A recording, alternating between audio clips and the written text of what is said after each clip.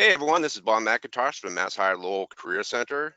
Well, as you can see, I'm really not in the building, but I am at home, and I will apologize ahead of time in case there are any noises, in case maybe there are some mechanical difficulties. But we're going to be talking about interviewing in today's job market for chronically enhanced job seeker. And this is my good friend, Greg Johnson. He is a career coach, an executive career coach. And I have to ask you, Greg, how did you come up with this title? Because this is your title. I had a different title, but this is your title. For chronologically enhanced, I believe as an older person, I am enhanced, I am better. So I like to say chronologically enhanced. It sounds better than old, decrepit, Oh, no longer relevant. we wouldn't say that about ourselves, would we?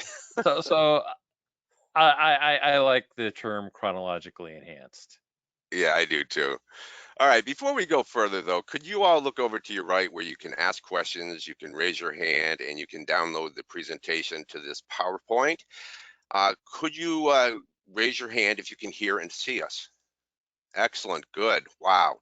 We got a lot of people in the house now. So and we do want to answer your questions as you have them. Please though, could you keep them short?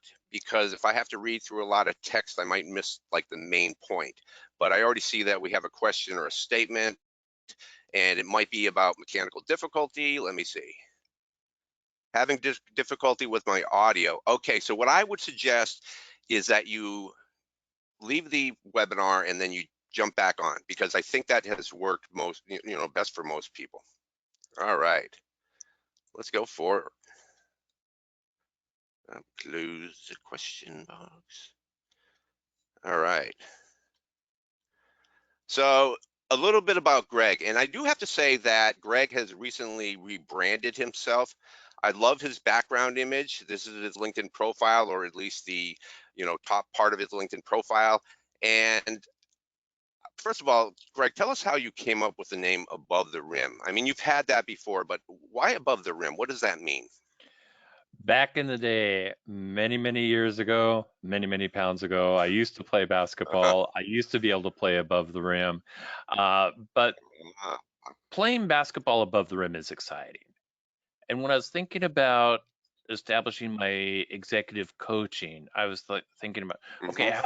if I'm helping my clients play their career above the rim, where they are in a more exhilarating, fulfilling Mhm. position, then I'm doing my work. And so that's how I came up with Gotcha. above the rim. It relates back to basketball and my love Gotcha. there. Excellent.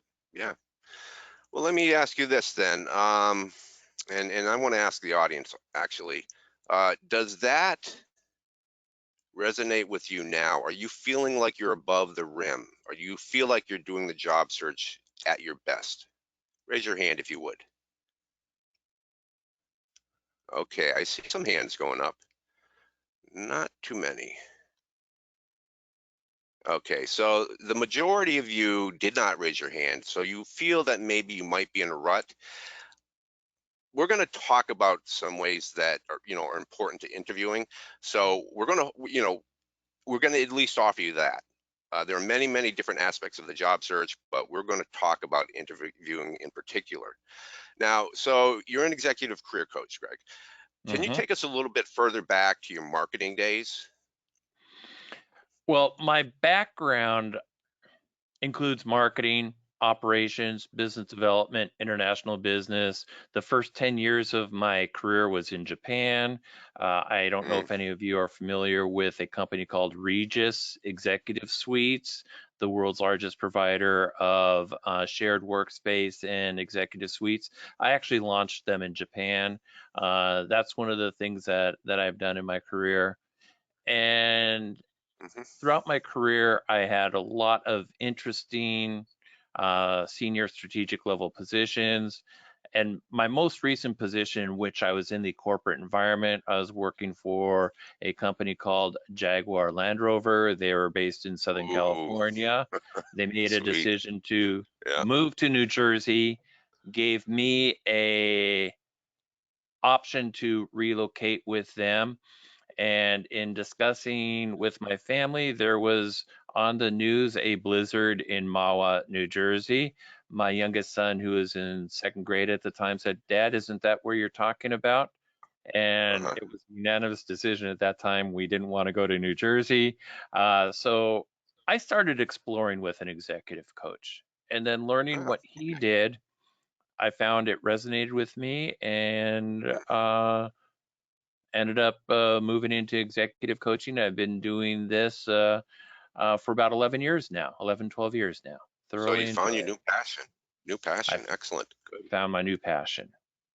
I do have an interesting question from one of our person in our audience, and that is, why is Greg's name in Kataka, Takakana? Katakana.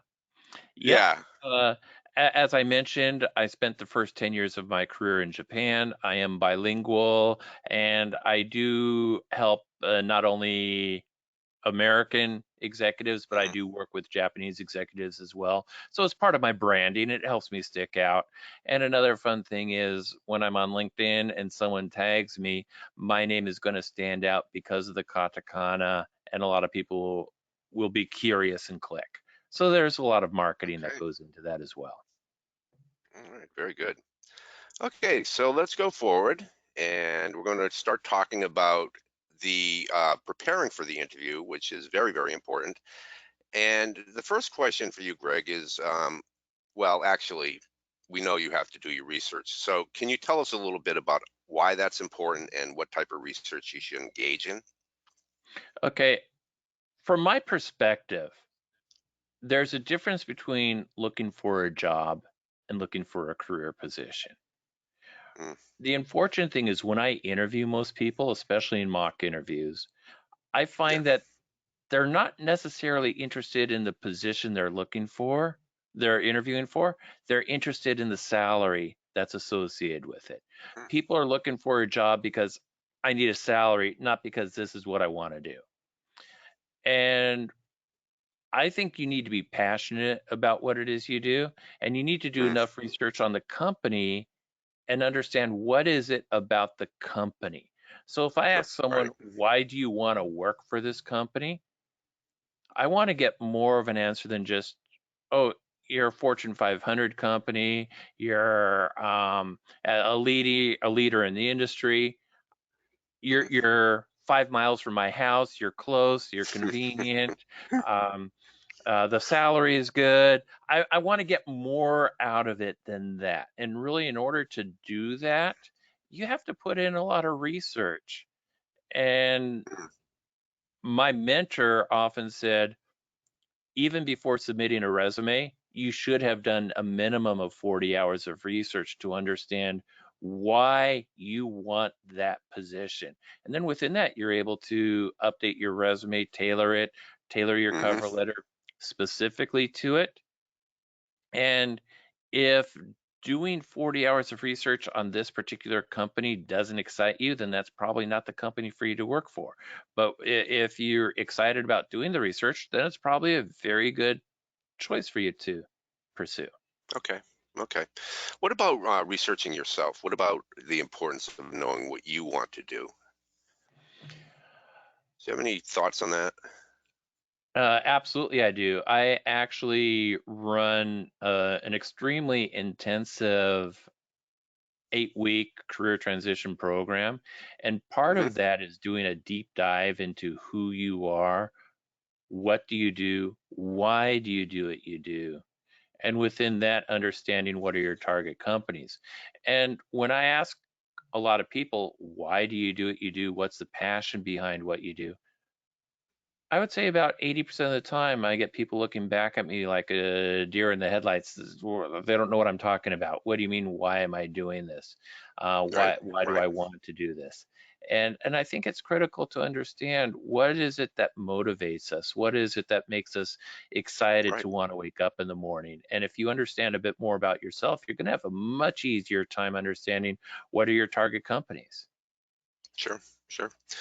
Daniel Pink, who is one of my favorite authors, says that there are Hmm. three things that really motivate people, and that would be, first of all, autonomy. then mastery, and then purpose. So, in talking about purpose, I think it's really Hmm. important that what you want to do, there is some purpose in that. So, it seems to me that, Absolutely. when you started your second career, that you saw the purpose in helping Hmm. people with their job search. That's absolutely true. And even prior to that, any company that I joined, for example, when I had the opportunity to join Jaguar Land Rover, Mm. who wouldn't want to join that company? No Uh, kidding. you know, Did you get a car to drive, by the way? yes, I did. But before that, when I was working for a company that manufactures tankless water heaters, I believed in the concept. I believed in the product. It was something that I was Mm, emotionally invested in. Earlier, when I set up Regis in Japan, when I pursued them, they weren't planning on going into the Japanese market, and I thought it was a opportune time for them to do it. So I ended up writing a business proposal for them, and they ended up hiring mm, me as a person to launch the program. But at that point in time, I believed in what it is they were doing, and I believed it was right for the Japanese market. I believed it would be of value to the customer. So I yeah. want to believe in not only what I do from a functional perspective, but the company that I'm working with, do I believe and support what the company is doing? And those Okay. things are important to me. Okay. So I want to ask the audience, raise of hands of how many of you feel that you were working, for a company, and maybe you didn't find the purpose in what you were doing. Raise of hands if that was you. Oh my. Now, Greg, you can't see the hand raising feature, but there are a lot of hands going up. Oh my goodness. Okay. And that's So, common. That's common for people not to feel that. And mhm, people often ask me, "Well, how do you find your passion?" And I was having a discussion with a group last week, and one of the mhm, things I started to talk about is, what are you doing to expose yourself to new ideas, to new things? Because mm, you're not going to know you're passionate about it until you're exposed to it. But we as individuals, we tend to start in our career, put our blinders on, put our head down, put our nose to the grindstone, and we don't see anything else. And when we're not seeing right, right. anything else, we're not exposing ourselves to anything else. We're not going to see things that we're passionate about. And you might be able to see by my background that I am a basketball fan. Um, Yeah. I had the great Greg and I have opportunity. talked a lot about basketball in the past, so I just wanted to tell you that. Yeah. You're Um, far more knowledgeable than I am, but we have our differences in who is the goat You will in notice basketball. that one of the people in my pictures is Larry Bird, someone who I Right, respect yeah, very tremendously. right. Uh, but I had the opportunity and the pleasure to coach my kids when they were as young as in kindergarten. Hmm. And when little kids learn to dribble, they're looking at the ball. They're not having their head up. In Right, basketball, right. it's important that when you dribble, you have your head up. You can see your teammates, you can see the Yep. basket, you can see the opponents. And it's the same thing is true when you are in your With career, soccer. that you Yep. have your head up, that you're Hmm. observing what's going on, that you're exposing yourself to opportunity. If you have your head down, you're not going to expose yourself to opportunity. And so Good it's point. critical that we have our head up and that we're grabbing opportunity to try new things, to join organizations, to learn new things. And with those things, you will find things that you are passionate about because I Yep. believe that we all have innate passions. Sometimes we just haven't discovered them. Yeah, and I think, informational, what people like to call interviews, are a good way to find out, if it's really what Absolutely. you want to do. If you're thinking of changing your career, or if you want to stay in the same career, it doesn't hurt to talk to people in that industry or in the Absolutely. companies for which you'd like to work. So let's go on to the next one and get ready for the phone and in-person interviews. Let's talk about that a little bit. Okay. One of the things that I see most people doing, there's two problems with their interview is number one, they wing it.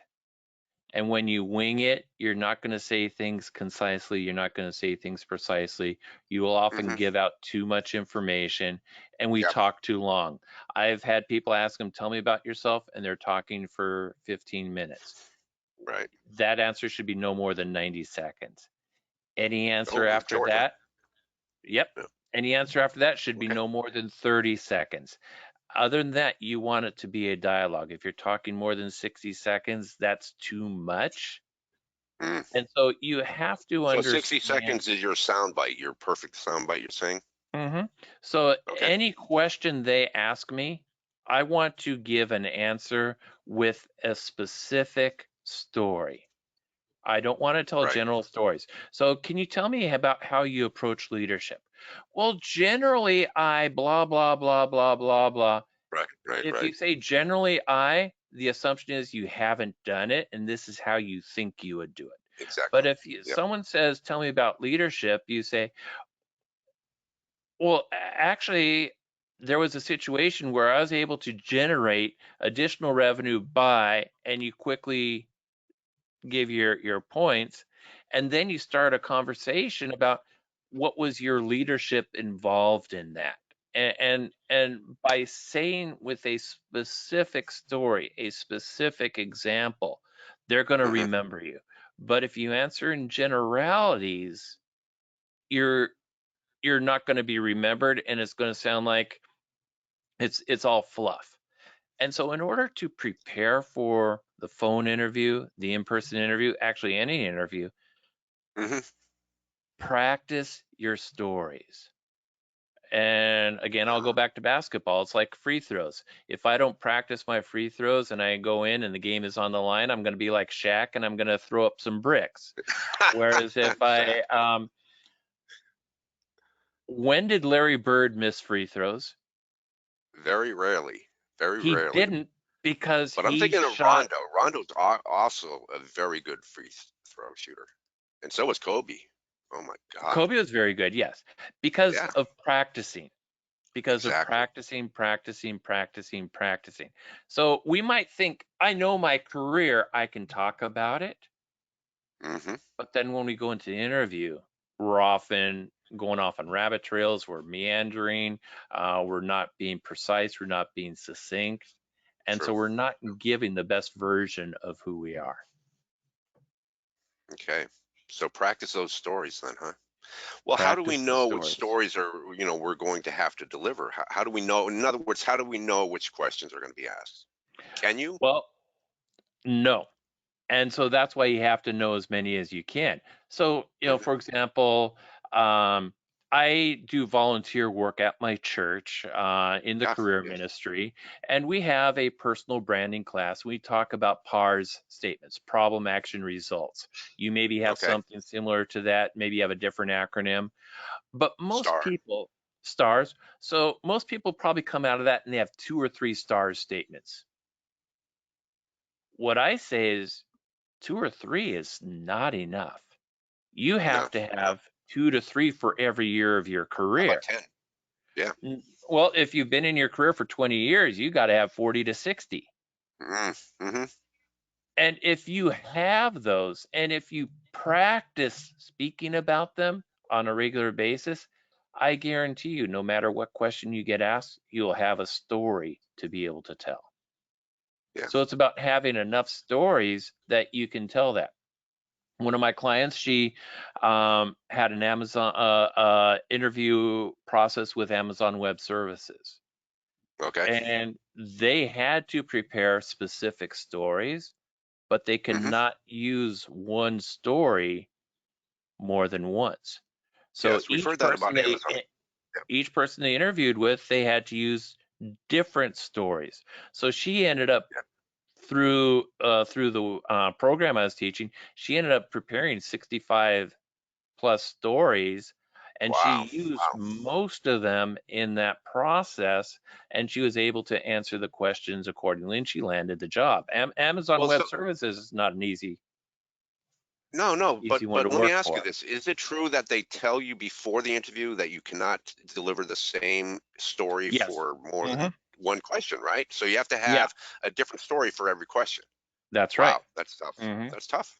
Yeah, And they also have a list of leadership principles in Amazon. I can't remember the exact term, but it's a list of Amazon principles. It's like 17 that you have yeah, to be very familiar with, and you have to have a few stories for each one of those as well. And so if yeah, you do a Google search on preparing for an Amazon interview and you prepare for it according to that, that's going to prepare you for almost any interview you might take. yeah. I would get yes. I would agree. Totally agree. There are other companies like Bose that do a lot of behavioral based questions, Hmm. and Hmm. that I mean that's generally what we're talking about. Although I would say that if you prepare even for traditional questions, situational questions, and try to prepare and answer them with the behavioral based answer, in other words, a story, then Yes, you're gonna do well. You're gonna do well, right? absolutely. 100%. Okay, so prepare as if you're in the real interview, right? In Hmm. other words, Hmm. don't go in there and try to wing it. Have your stories. What about some of the like the mechanics? Let's take the telephone interview and even Hmm. let's take the telephone interview for now. Do you have any tips on how to conduct the telephone interview, on our end?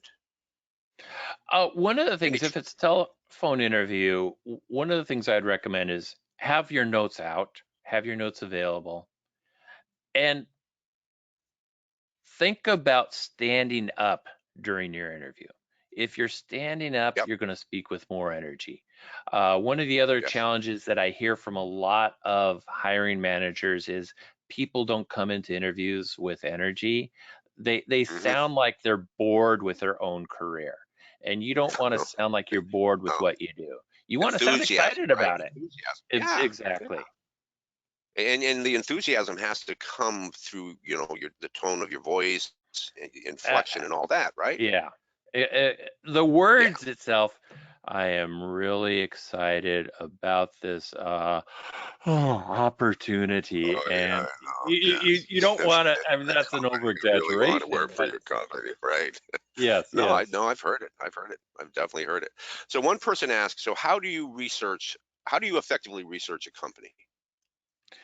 One of the things that I do is I focus on particular industries. And so my target companies will be limited to two, maybe three industries.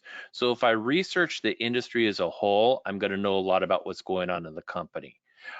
Okay. Then I can start doing individual research on the companies. And of course, you can find information on the LinkedIn company page. You can find information on Yeah. their website, but also But that's all marketing though. That's all fluff. Well, not fluff. it You know, is, but it marketing. isn't. Uh, Yeah. but if I know their talking points about what their core values are, what their mission is, that's going to help me understand what they want to be, whether they're that way or not. Yeah. And if I understand that going in, that's going to help significantly. At the same time, I want to make sure that I know what their products are. Sure. Sure. What You have if you're applying for a product manager position, I mean, obviously you need to know what their products are. I would say, But even same if for I'm in accounting. finance, I would say, even Yeah, if I'm right. in finance Exactly. and I'm not touching it,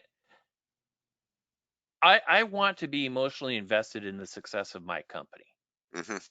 And if Yeah. I don't know what the products are and I don't know the quality versus the competition, I don't know the customer service versus the competition. And those are all things that I would look at. What's their reputation for quality? What's their reputation for customer service? Yeah. What's their Sure. reputation for this? How do they compare to their competition? What is their market share? What are new things coming down the line? And some of that you can get through informational meetings, but a lot of Yeah. that you can get through online research. And Hmm. there is also a tremendous report. It's called IBIS, and Ibis. they do Okay. industry reports. If you go to ibis.com, you can download the reports and they're about $900 a report, and I don't think most people can afford that. But I know here, for example, in Southern California, the local universities will have the database on there, and I can bring a Mm, flash drive, go to the university library, and download it. hmm. And so I would check the different universities and see who has the IBIS, and that's going to give you a lot of industry insight. And the more you Sure. know about an industry, the more you know about the company, Yeah. that's going I to mean, help you stand out. I want to get on to the next topic, but Hmm. the Boston Business Journal is also a great publication. Oh It, yeah. it's it, it's $103 a year. I know this for a fact. But the local library, when that gets up and running and we're able to attend, we're able to enter in the building, then your local library will definitely have that uh, in full. Can't agree with that more. I use Orange County Mhm. Business Journal, and one of the things that I found, and I don't know if this is going to work with the Boston Business Journal, is I do know that if you go into the Orange County Business Journal, start filling out a subscription and stop it, they're going to email Mhm. you and say, Mhm. please finish it. You didn't finish here. Is there any questions you have? Right. 2 weeks later, Okay. they're So going one to send person. you a promo for a 40% discount because they Mm, want you to sign up for it. So try that, hold off on it, and see what they send to you, and see if you mhm. can get a discount.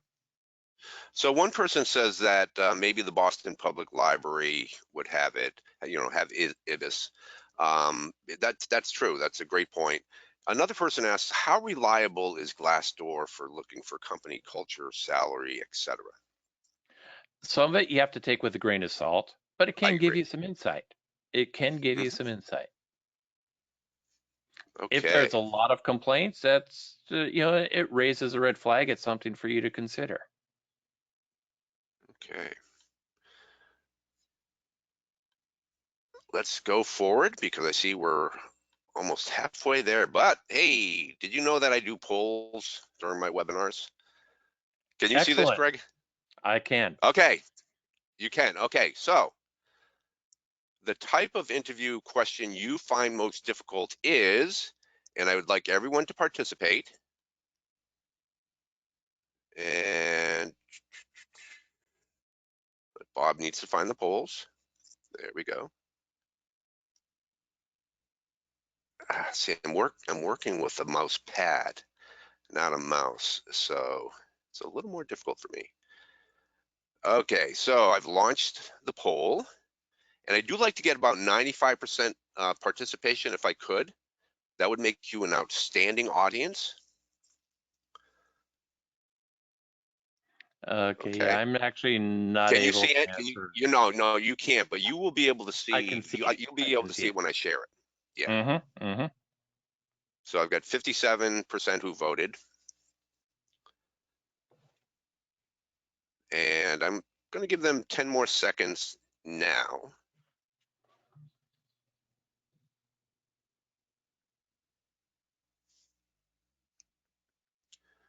Okay. Thank you all. Let me share with you the results. So you can see the results there, right, Mm-hmm. Greg? Okay, so Yes, I can. 53% think that traditional questions such as what is your greatest weakness, and that's just an example, folks, that's just an example. There are other traditional questions which I believe you can prepare for. 22% situational and 25% behavioral based. See, I thought more people would vote for the behavioral based, but that's just I me, because I I think. find those to be difficult. Mhm. Go ahead. I was going to say I think that the actual you because you use the greatest weakness. A lot of people hate that question, and Oh, I know, they I hate it. think that's They why. hate it. And Right. I have a tip for that. The one thing that I would do is if you're I would respond back with what is your greatest weakness? Thank you very much for that question. For this position, my greatest perceived weakness is, and I would Mm. look for something Total on. self-awareness, transparency, right? Mhm. And I would Yep. look for something on the job description that is not my strength. And I would say, for But example, but but nothing too damaging, right? Exactly. So say for example, they're looking for an Yep. MBA and I don't have an MBA. So what would you say is your greatest weakness? Well, thank you very much. Mm, I believe my greatest perceived weakness for this position is the fact that I don't have an MBA.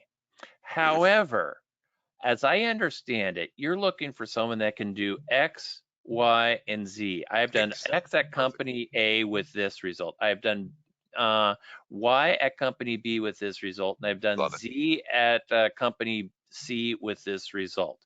So what this means is I am able to come in and hit the ground running and achieve.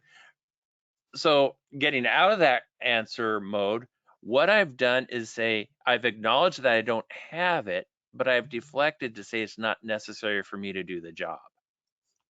Right.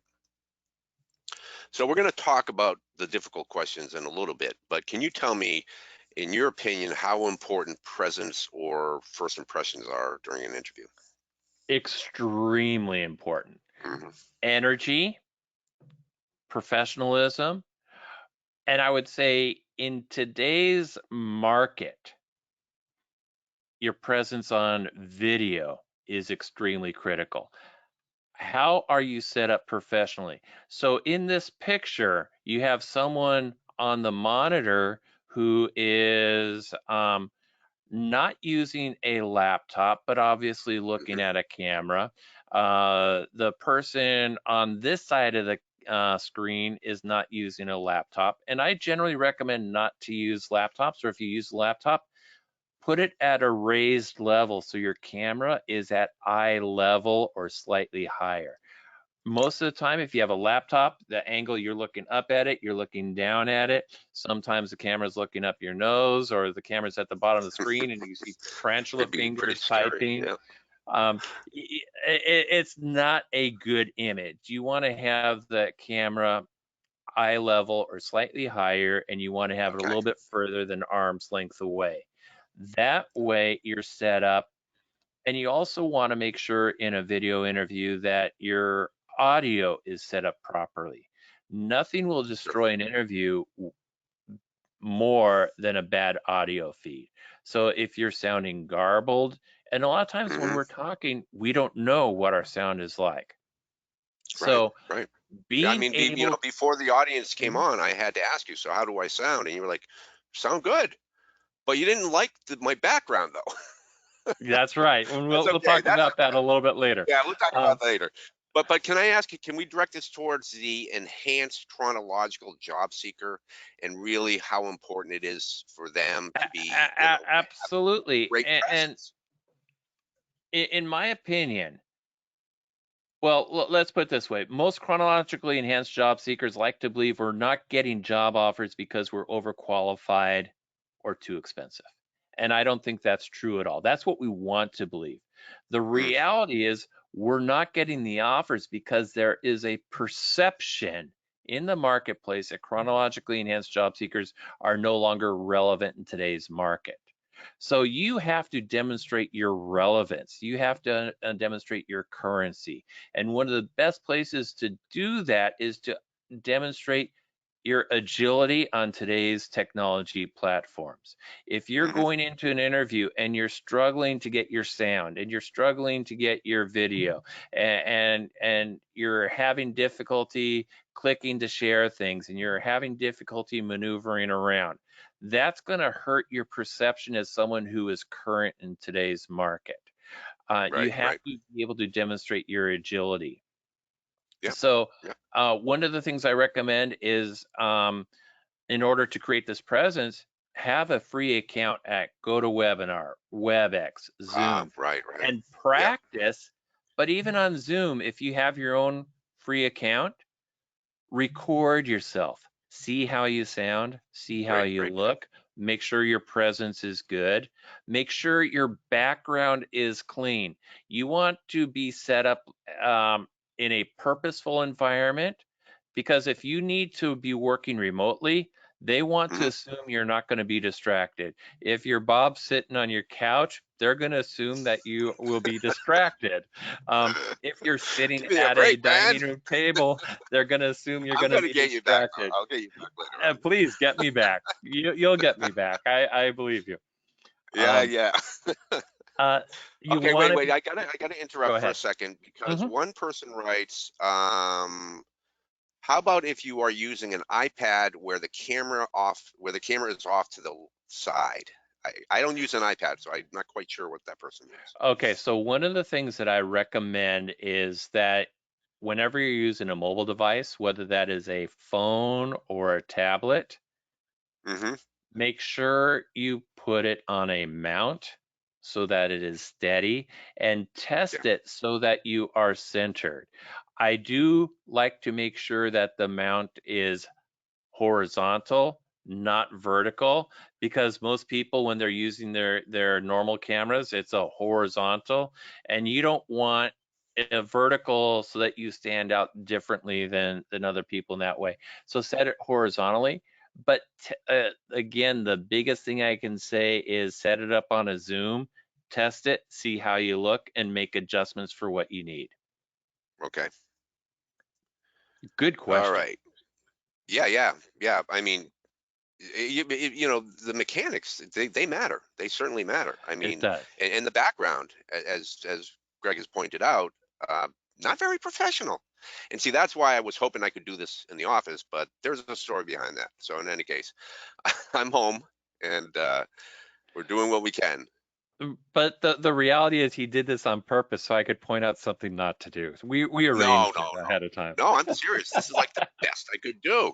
And I really feel for job seekers who can't do better, who don't have the space to do it, whether it's because of the background image, the lighting, background Hmm. noise, whatever it may be. I really feel for job seekers. I'm talking to you guys. I'm talking to you because I know that Hmm. you may not have the professional background that other people can afford, particularly. And you make a good point, Greg. You say that Hmm. if you know you're going to do remote work, then you have to set yourself up with a professional background. Okay, so But now one answer. thing I was going to Go say, if ahead. I can add one thing to that, there are a lot of Yeah, things that we can do. So, for example, my wife, she has her office set up in our master bedroom, but she put a right. You told me. screen behind herself, behind her. So it's clean, it's not distracting. So you can do things like setting yourself up on a table and putting a screen behind you and making it look professional and set up. There might be a little bit of an investment, but it's not too terribly expensive. In terms of the Yeah, one audio, of the yeah mhm, one in the audience says, would a green screen be a good idea? So. it can be. The thing with a Mhm. green screen, you're going to be using a virtual background as well. You have to make sure your computer is fast enough with the Oh, CPUs. If it's not exactly. good, you're going to do things like um,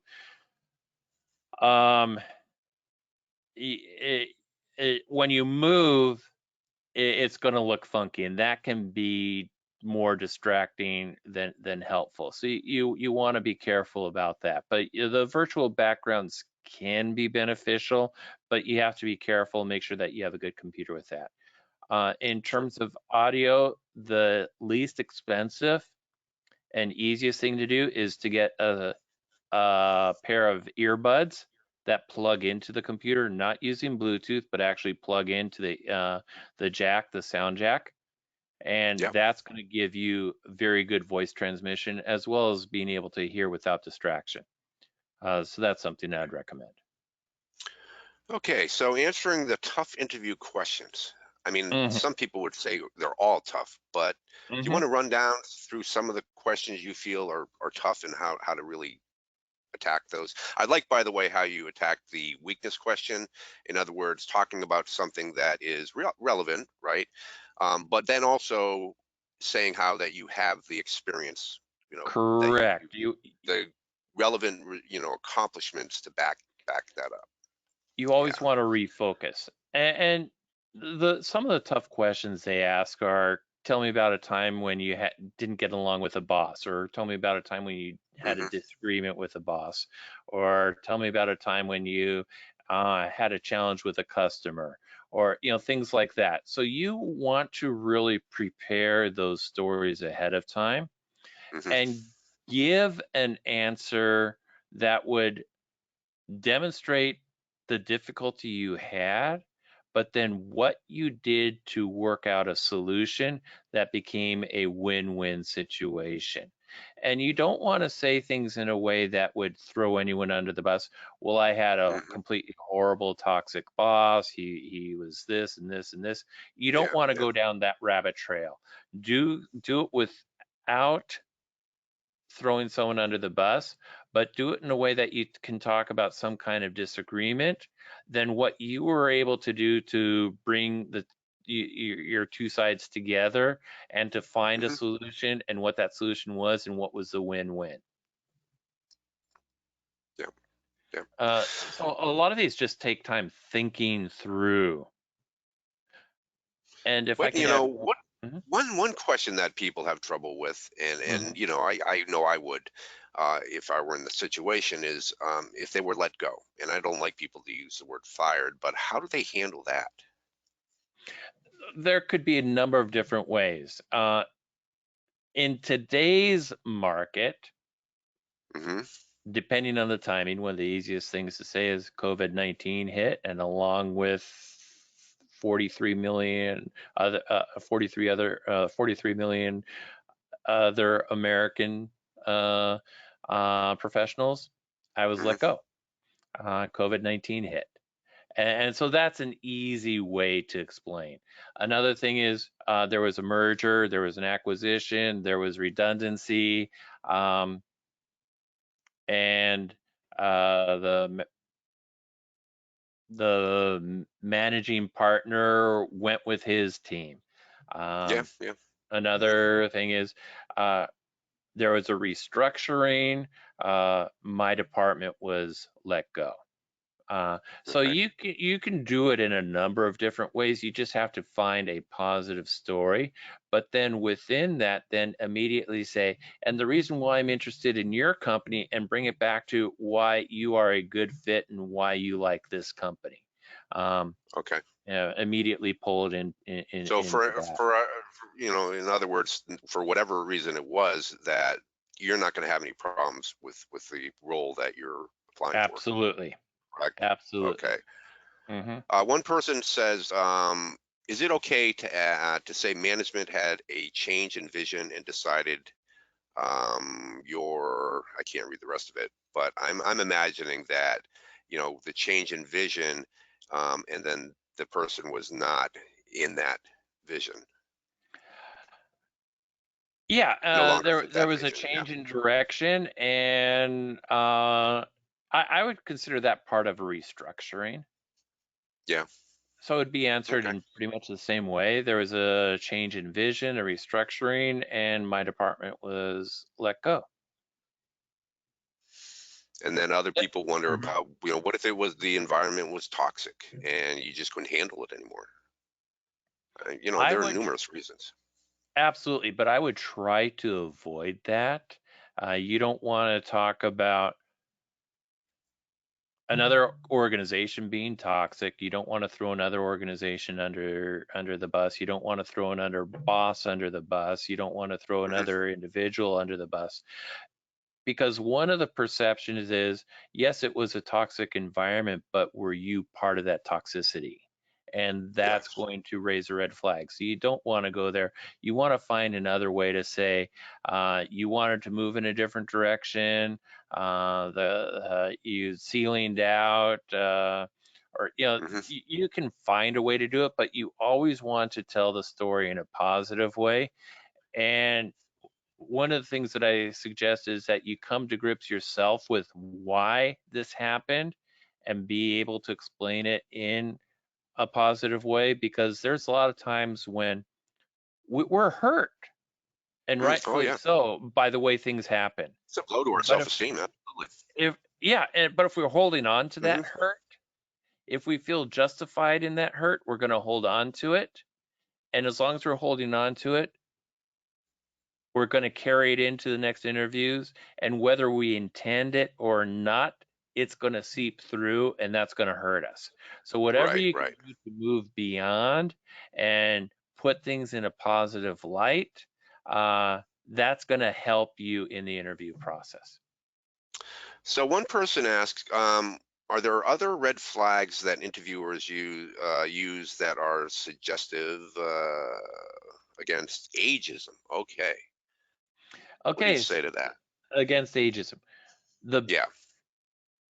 For me, the biggest way to get over ageism is number one, you're not branding yourself as a job seeker. Okay. You need to brand yourself as a thought leader, subject matter expert, someone that brings value to an organization. The more you are passionate and energetic about what you do, the less ageism will be a problem. If I you're agree. blasé about what it is you're doing, ageism is going to take hold. The Hmm. more you demonstrate curiosity, the more you demonstrate passion, the more you demonstrate a desire to learn and an energy for that, the less ageism will be an issue. It is a huge issue out there, but Hmm. part of it is how are you presenting yourself? And in some cases, if the person is going, the interviewer is going to practice age discrimination, no matter what you do, it's not your fault. It's just there's nothing you can do, Absolutely. um, But one thing and I would that's also discouraging. mhm. One thing I would Hmm. also recommend is what's your email address? Oh If you're yeah, I know, using I know. Yahoo, if you're I'm using using AOL, AOL. Yeah, no, if you're interviewing and the person on the other side of the table is a millennial and you're using Yahoo and their parents use Yahoo, what do you think that does to your interview? It kills it right there. So yep, just something as simple as an old email address, it can shoot you in the foot. So do what you can do to get off the Yahoo, get on Gmail. It's going to make a huge impact. exactly. Okay. Okay, so the behavioral based questions, though, I think really they're the ones that get to the core of the applicant. What is the Mhm. strategy in dealing with those, the behavioral based questions? So tell me about a time when you demonstrated great leadership, et cetera. First of all, it's important that you understand your leadership style. It's also Mm, important you understand the difference between leadership and management. So one of the things that I good do point. is I recommend for my clients to write down what I call a methodology one sheet. And in regard to leadership, write down how do they approach leadership? And once they write that down and codify it, it makes the answer much easier. But with any of these behavioral questions, when you can relate it to a specific story, Yes. you Yes. can say, there was a situation when I was able to do such, such, and such, and this is how I did it. Hmm. That tells a much better question. Always relate it to a story. Stories are Yes. remembered, Stories. Yeah, and it demonstrates that you have done it and have confidence in your stories. that's right. That's why I That's suggest where I feel practicing. that the situational questions really don't quite do it because you haven't really experienced what they're asking about. Like, what would you do in this particular situation? Well, you haven't really done it, but you can Mhm. come up with a pretty good answer, wouldn't you think? Although Yeah. for some of us chronologically enhanced people, because we've experienced a lot, we may have experienced it, but make sure we're Hmm. able to tell a story in a positive way. Okay. So let's see. I wanted to see what if your position along with others was outsourced overseas? Hmm. Would you include that detail? Also, uh, retained us to trade the newly hired overseas employees. Do you include Absolutely. that information? So, Absolutely. okay. So number one, you're saying why you left the other company. A decision was Yep. made to outsource, but I was valued enough to be used to train the next team. So I Right. was good And it enough doesn't at sound like what you I have any did that they bitterness in your voice. absolutely. And now this is giving an opportunity, and I'm excited. Hmm. I enjoyed what I was doing there, but I'm excited about this because, and then bring that to your excitement about this opportunity. Right, right. Okay, one last question, and this is really a tough one because you never know when you're going to get it. Hmm. What is your salary requirement? It depends That's a on toughie. when this is asked. It depends on when this one is asked. If it's at the beginning, you Yeah. don't want to answer it. And I see a lot of people struggling. But within this, the preciseness of your question is really important, of your answer is really important. Hmm. If it's at the end where it's near the job offer and they're Yeah. ready So to they've offered discuss you the it, job. Yeah. you want them to say what they want to offer. You don't want to say what you are expecting. And Okay. so So. basically, the way that I approach it is, especially if it's at the beginning, they Mhm. say, what are your salary requirements? Yes. And I'm going to say immediately, when I'm looking at a new position, compensation, and I particularly use the word compensation because that's inclusive of salary and more. Yeah. Yeah. Compensation is only one component that I'm looking at. I never say salary is not important. I never say salary is not most important. Because it I is never important. say, Yeah.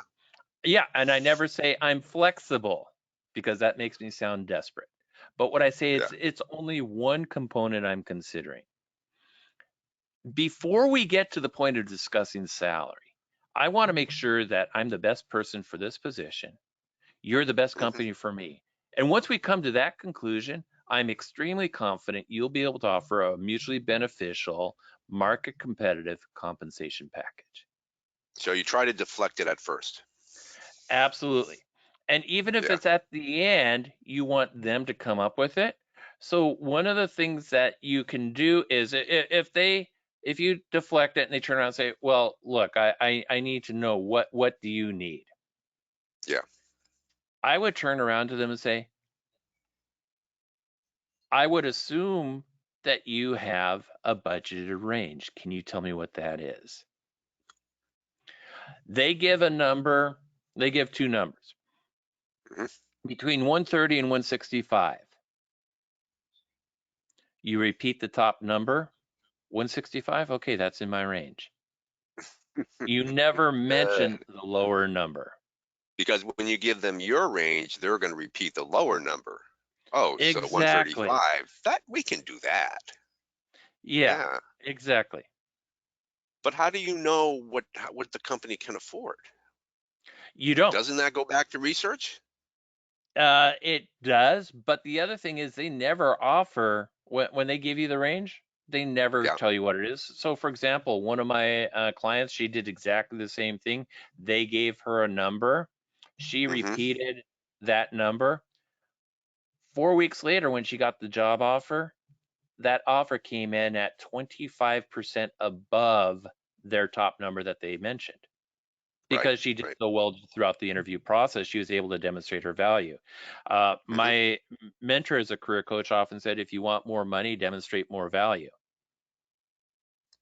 And so if you're throughout the process demonstrating your value, not based on what you've earned in the past, not based on what other companies are paying, but based on what do you contribute to the organization. And if you're demonstrating that value, you'll be able to get more money.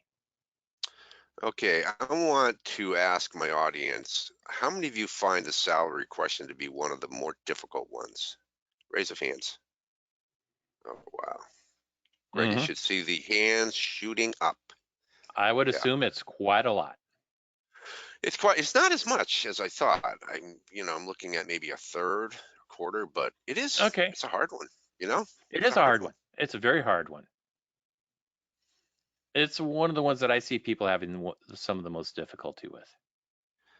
Okay, so we've talked about a lot about the problem questions, but when you were interviewing, what was your go-to, not to really necessarily stump the candidate, but which problem did you feel they had the hardest when answering? Why do you want to work here? Oh, yeah. Another Why question did I've you find often, that a lot of them didn't know that answer? yeah, Huh. or they give a very cursory answer with a lot of fluff about, oh, Mhm. uh, the company is close by, the salary is good, I hear the benefits are good, and it's all about what they're getting out of it, not about who the Right. company actually is. Um, and, Yeah. and another question I like to ask, uh, that I ask a lot of the people that I interview, two questions I ask is, what do you know about our corporate culture? And Mm. another thing I like to ask That's it. is, Well, that's a tough one. That's a tough one because I mean, even though it may be stated on the website, do you really know for sure? exactly. And I want to see All right. what they've been able to find out. How much have they dug into it? And Hmm. if they can't say anything, if they give me what's on the website, I'll give them credit for at least knowing that. True. But True. True. if they can go further than that, then that makes takes it even further. Another question that I like to ask is, what book have you read in the last 12 months, and how has that impacted your thoughts on business? That would kill me because I'm doing a lot of Netflixing. Okay, Yeah. well, make sure you put in some audiobooks in that. Yeah. Well, I did tell you I'm listening. Well, I told you I'm reading When by Daniel Pink, but I'm really listening to Absolutely. it. Hmm. All right, Hmm. let's go on because we're getting short on time. So after the interview, which I think is really important as well, Absolutely. follow-up notes. Talk a little bit about follow-up notes. What do you write? I mean, Basically, what I write are, what are some of the key points that they were talking about that were key for them, and why, reiterate and reaffirm why this makes me a good fit. Why am I interested in the position? I would follow up if it's an in-person meeting. I would bring in thank you cards, hmm, prepare some of them partially in advance, drive off to a local Starbucks, finish writing them out, go back to reception and say, can you please give these, and then give one to each person you interview with. No one else is doing that. Another thing no, that I no, would I do, don't think they are. Yeah, another thing that I do is send out a follow up both by email and snail mail. Now, this is all pre COVID. yeah, yeah, During yeah. COVID, a lot of this is just an email because people are working from home. But if it gets back to where people are working at the office and you send an email and a snail mail, no one's sending snail mail anymore. That makes you stand out more. So, True. as part of that, and if I And I don't think interview in a with, negative mhm, way. I don't think in a negative way. right, You know, I don't think if you were to send a nice, thoughtful card a yeah, week later, I don't think that would, you know, would it age you? I don't know, but I think it's a nice touch, and it's I a could see personal touch that, younger job mhm, seekers doing the same thing. it makes you stand out, um, in a positive way. And the other thing Hmm. is, if you interview with 5 people, think back on what they specifically were talking about, so you can understand what their pain points were, what they're trying to get out of your hire, then Okay. reiterate what you like about that and why this again makes you a good fit for the organization. So it tells them that you listen to them. And I would do that for each person, pull out 2 to 3 points that each person talked about, and send them an individual thank Yeah. you note.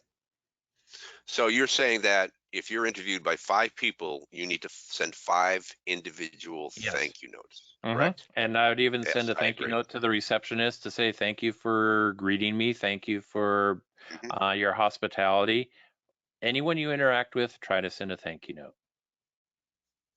Whatever you can do to get their email address if you can get it. Because after all, you want the job, right? Absolutely.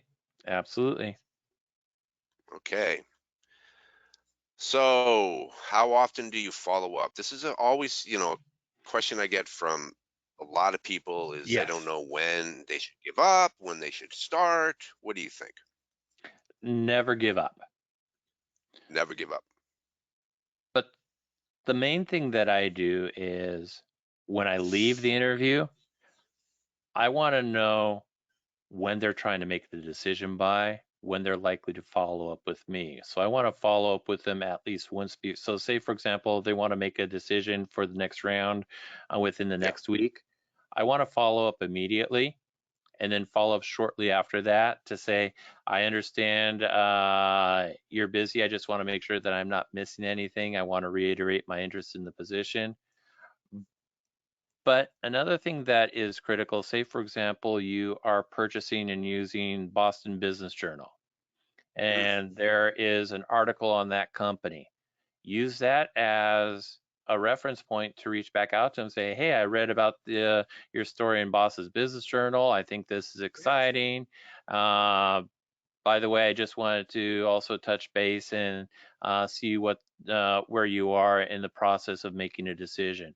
But that way, they know you're reading up on them. You're interviewing them, or not. You're interviewing them. You're listening to what the company is doing.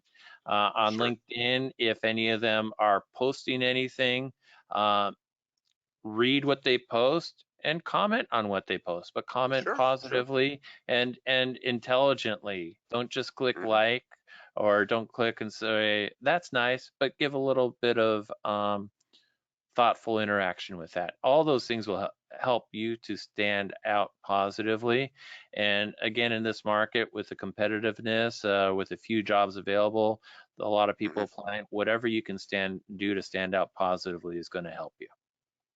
And I would say that those few hours that you spend just in following up is well worth it. I mean, the ROI is huge, especially if you stand out and you get the job.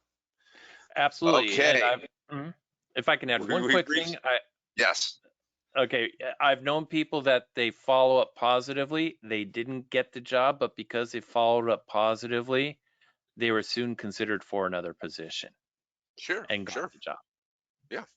And I Hmm. also say that, you know what, 3 months have passed and you're still in love with the company, and you're going to follow back and whichever, Hmm. but why not call and see how it's going, see how things are Yeah, working out, because absolutely. sometimes people don't work out, or they leave early. So Absolutely. if you want it, you really got to go after it. Absolutely. Okay, so we do have one other topic to discuss: basketball. You didn't think about this one, did you? Which of the Never. four? Which of the four? We got Larry, we got LeBron. Who else? We got Kobe. We got, oh, Magic. Which of the four? Come on.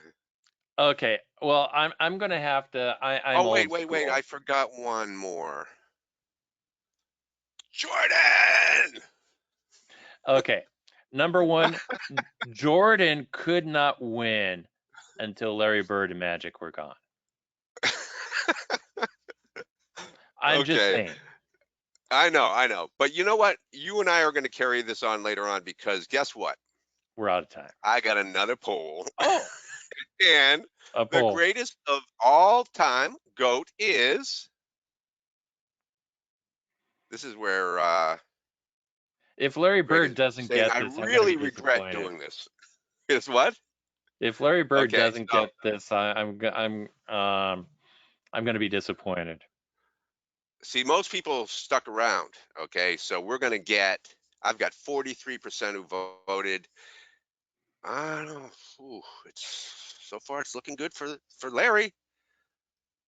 Oh my, I cannot believe this. I totally disagree with the way people are voting. I would put both Magic and Larry Bird above Michael Jordan for a number Are of you? reasons. Oh, okay. Yes, absolutely. Michael Jordan never had to compete against the Magic Johnson until 10 he was seconds. right at the end of his career. Larry, he never had to as long as he was competing against Larry Bird, he never made it to the finals. Um, so, and both Larry Bird and Magic Johnson did much more to make, and this is Boston, so I Well, anticipate so this is it. So, 65%. uh, So that's fine. 65% for Larry Bird. I got to tell you that probably the majority, not 95% of us, are from the Massachusetts. So I mean, Yeah, I gotta and you say, can't go Michael wrong with. Jordan, I think, you know, but I want to thank everyone for attending. I really do, and I want to Hmm. thank Greg for being such a good sport, especially at the end where I just totally ambushed him with this. But I also want to say to everyone, please be safe. Okay. Yes. Yes, physical distance, wear your mask. Just we Stacy, who's my colleague, Greg, who's my colleague, we want to see you in more webinars, but not forever. We definitely want you to land your next job, but please, please be safe. And Greg, thank you so much You're for welcome. what you've done. You know, And in case you're doing a video interview and you want to make sure that you're looking younger, you can use the right filter and you're going to look significantly younger. That's going to help you. Or if you're interviewing with someone who's into anime, you can relate to them. And those are things that you can do to stand out in your interview as well. and show them if you are having a bad hair day, what filter you Oh, use. if you're having a bad hair day, Does you that? mean like this? Uh, or if you want to do an intense interview, you can do this one. Yeah. Don't do any of those. But in any case, that's Don't do any of those. yeah. All right. So again, wow, look at the sun. I mean, this is just totally not the look, is it? This is not. It is what it is. All right. Hey, Okay. Greg. All right, brother. We'll talk later. Okay. Okay, thanks. I enjoyed it. Oh, thank you. And let me know when it's posted. Yeah, I will definitely. This Okay. I think went pretty well. I don't think there were any mechanical difficulties. I don't All think right. so. I think it went really well, and there were some good questions from the audience, so I thought that was good. Yeah. Excellent. Good questions. Yep. All right.